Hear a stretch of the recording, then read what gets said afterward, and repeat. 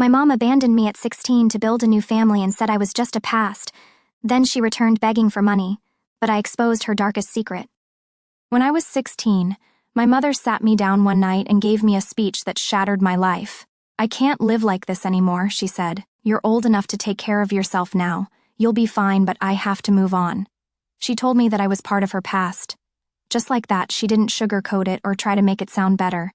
I was her past, and her future was with the man she'd been secretly seeing, a man with 4 children of his own. She didn't even apologize. Instead, she explained, almost matter-of-factly, that I couldn't stay in our house because she planned to sell it soon. She packed her bags and left within a week. There was no big scene, no dramatic tears, just a quiet, hollow departure. I watched her walk away, carrying a suitcase and my sense of stability with her. It wasn't like I could call my father. He had left us years before, and by then, he was a ghost to me. My mother had always been the parent I counted on, the one who said she would never leave, and now she was gone. I stayed with my aunt for a while, but she wasn't able to keep me for long. After that, I bounced around, sometimes staying with friends, sometimes renting tiny, run-down rooms when I could afford it. I got an after-school job at a diner, then finally started working full-time when graduation came and went. College wasn't an option, but I found ways to learn and grow anyway. I took online courses when I could, saved every penny, and worked my way up at the company I joined when I turned 19. Meanwhile, my mother seemed to be thriving in her new life. She never reached out to me, but every once in a while, I'd see photos she posted on Facebook, smiling family portraits with her new husband and his kids, Christmas mornings, beach vacations, birthdays. She looked so happy, and I hated that I knew that because I couldn't stop looking. Years went by, and I built a life for myself. By the time I was 24, I was living in another state, renting a small but cozy house and doing well enough financially to feel stable for the first time in years. Then one day, my aunt called me out of the blue. "She wants to talk to you," my aunt said. "Who?" I asked, even though I already knew. "Your mother." Apparently, things had fallen apart for her. Her husband had left her, and his children wanted nothing to do with her now that he was gone. She was living alone, struggling financially, and had somehow tracked me down. A week later, she showed up at my door. I almost didn't open it, but curiosity got the better of me. She looked older, thinner, and fragile. She burst into tears as soon as she saw me and apologized for not reaching out sooner. She said she was desperate. She needed help, specifically, money for my half-sister's tuition, a half-sister I didn't even know existed. I let her talk, but I couldn't hide the anger that had been simmering inside me for years. I reminded her how she had abandoned me, how she had told me I was her past. She didn't deny it, she just kept crying and begging, saying she had nowhere else to turn for a moment. I felt sorry for her, against my better judgment. I asked her for some time to think and told her I'd call her later. Then I called my aunt. After a long talk, I made my decision. When I called my mother back, I told her no, I couldn't help her, not after everything. I hung up the phone before she could argue. It wasn't just about the money, it was about drawing a line in the sand, refusing to be manipulated by her guilt after all she had done, or hadn't done, for me. That was the last time I saw her. Part of me wondered if she ever truly regretted what she had done, but I didn't stick around to find out. It was time for me to move on for real this time. After I hung up the phone, I expected to feel relief, like a weight had been lifted from my shoulders, but it didn't happen right away. Instead, I spent days replaying it all in my head. Her tears, her pleas, the raw nerve she hit when she said, "I have no one else to turn to." It was infuriating because part of me still wanted her approval. That's what decades of being a child will do to you, I guess. Even after all the damage she had done, I still felt guilty, like I was somehow wrong for rejecting her.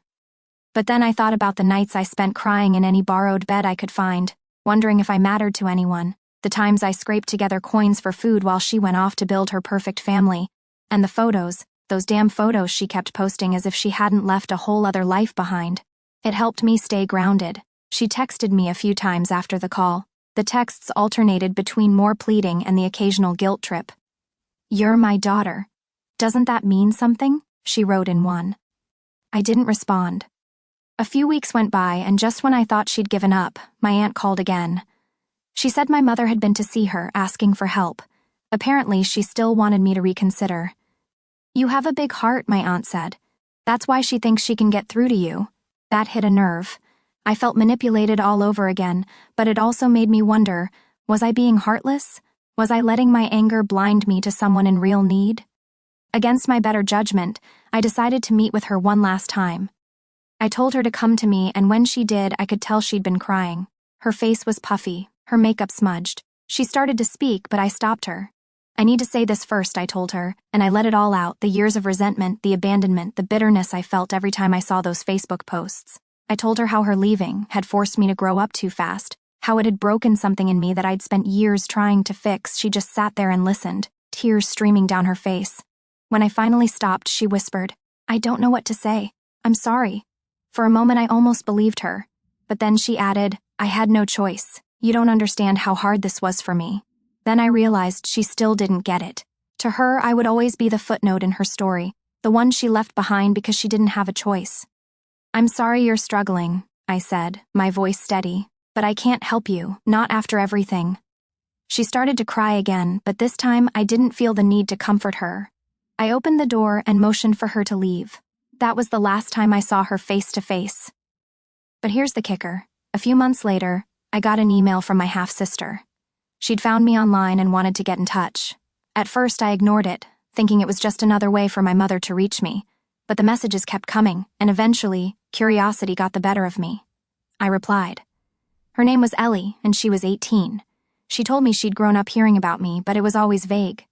"Mom said you were doing great," she wrote, but I could tell there was more to the story. We began to chat, cautiously at first. She was surprisingly open about her family life, and it turned out things weren't as perfect as the photos made them seem.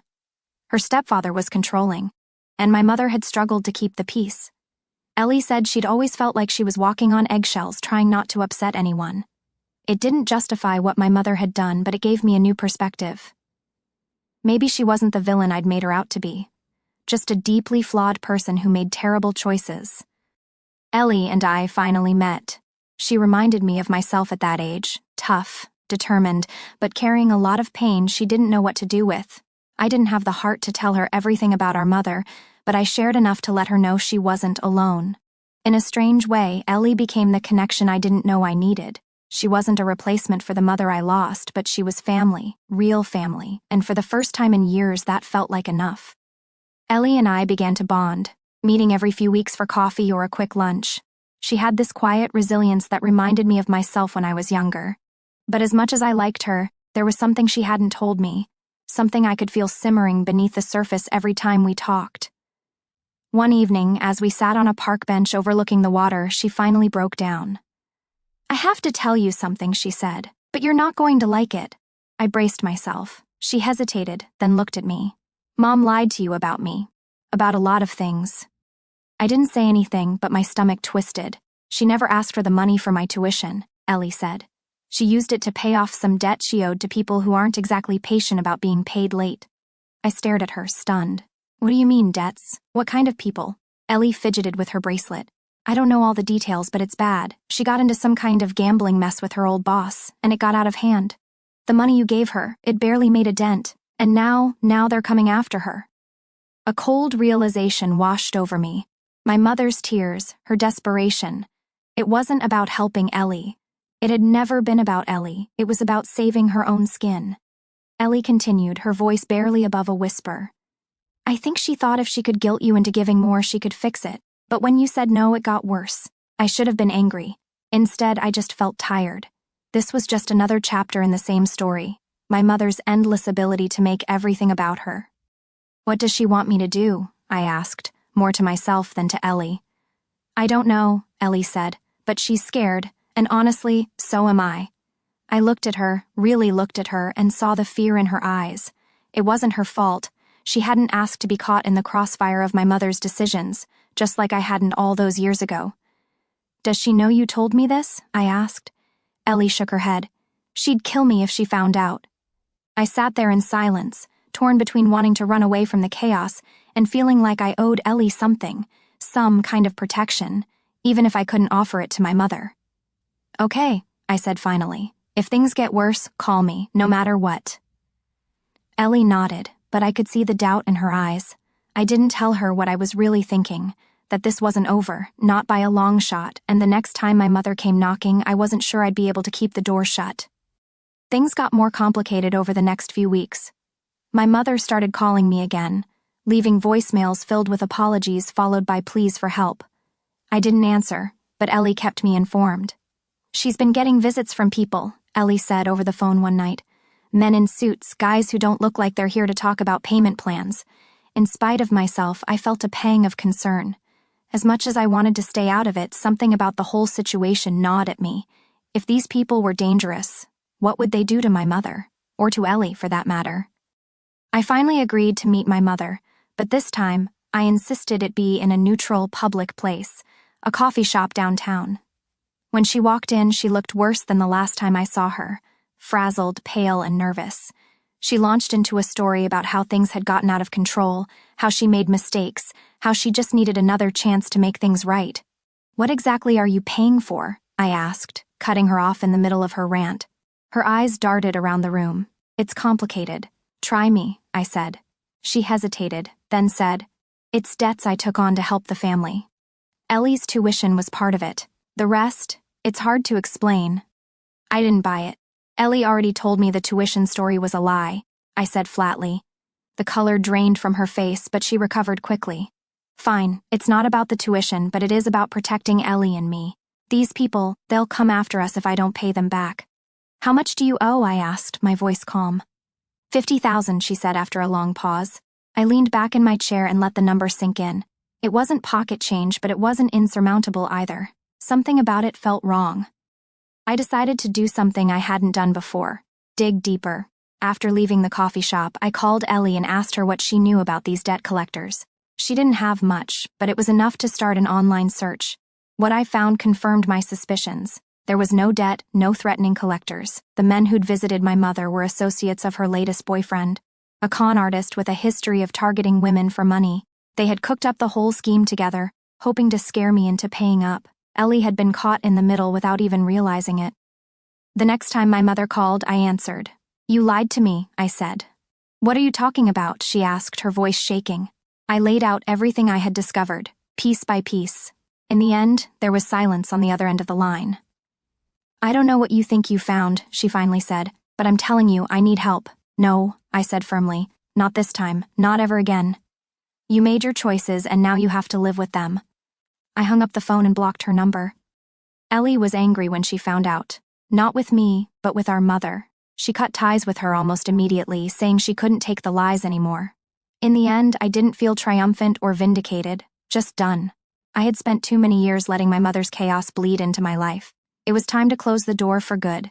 Ellie and I stayed close, though. We had each other now, and that was more than enough. A few months after I cut ties with my mother, Ellie called me in the middle of the night. Her voice was shaky, barely a whisper. "I have to leave," she said. "I can't stay here anymore." I could hear it in her tone. Something had happened. "What's wrong?" I asked, sitting up in bed. She hesitated before saying, "It's Mom and her boyfriend. He's staying with us. He's not who she said he was." My stomach dropped. I had warned Ellie about our mother's track record, but I never imagined things would escalate like this. "Is he dangerous?" I asked. "Yes," she said, "and Mom is letting it happen. She doesn't care what he's done to me as long as he pays the bills." I clenched my jaw, anger bubbling beneath the surface. "Where are you now?" "At the bus station," she said. "I couldn't stay there another second. I don't know where to go." "Come to me," I said at once. "I'll figure it out." But Ellie hesitated. "I can't. I'm not getting you into this again.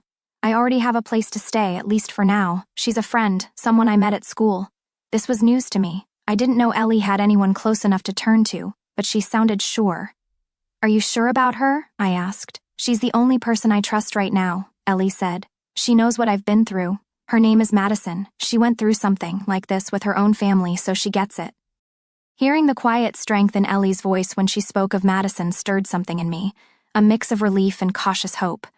If Madison was the anchor Ellie trusted in her storm, who was I to question it? I stepped back, giving her space to rebuild. Over the next few weeks. Ellie carved out a new life with Madison in a modest apartment near her former college.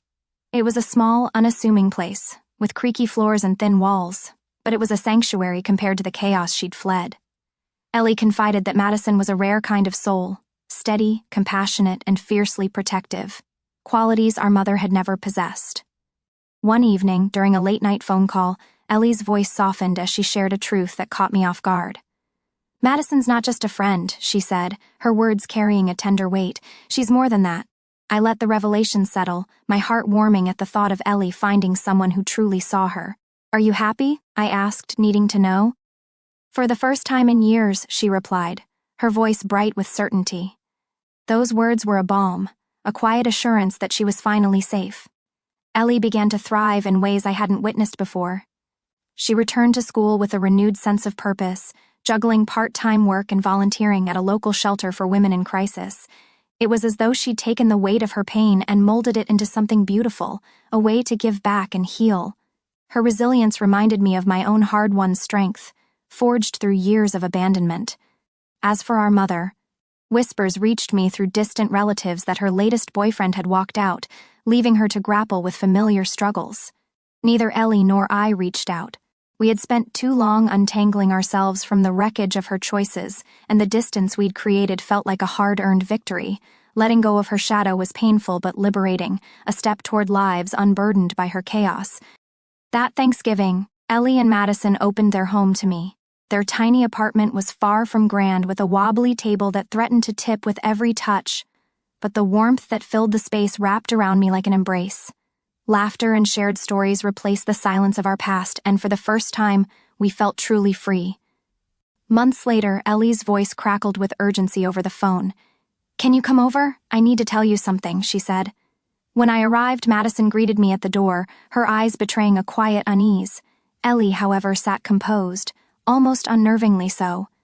We gathered at that familiar, unsteady table, and she slid a letter toward me, its envelope marked with our mother's handwriting. The sight of it stirred a knot of dread, a reminder of the past we thought we'd left behind. "I didn't open it," Ellie said. "I wasn't sure I wanted to, but I thought maybe you should be here if I did." I hesitated. "Are you sure after everything?" Ellie nodded. She opened the letter carefully, her hands shaking slightly, and began to read aloud. It was rambling, disjointed, filled with half-apologies and excuses. Our mother claimed to be sorry for everything, but still managed to justify every bad decision she made. At the end, there was a chilling line, "Even if you hate me, I just want you to know you were never supposed to find out about the money." Ellie froze, her eyes snapping up to meet mine. "What does she mean?" I asked. "I don't know," Ellie whispered. The letter didn't elaborate, but it left a lingering question neither of us could shake. What money? Was it the tuition scam, or was it something deeper, something we hadn't yet uncovered? It gnawed at us for weeks, but we never got the answers. Our mother disappeared from our lives again, this time for good. Maybe it was guilt, or maybe she just didn't want us digging into her secrets. Ellie and I finally let it go. Some questions didn't need to be answered. We had each other, and that was enough. But sometimes, late at night, I still wonder, what else had she been hiding all this time?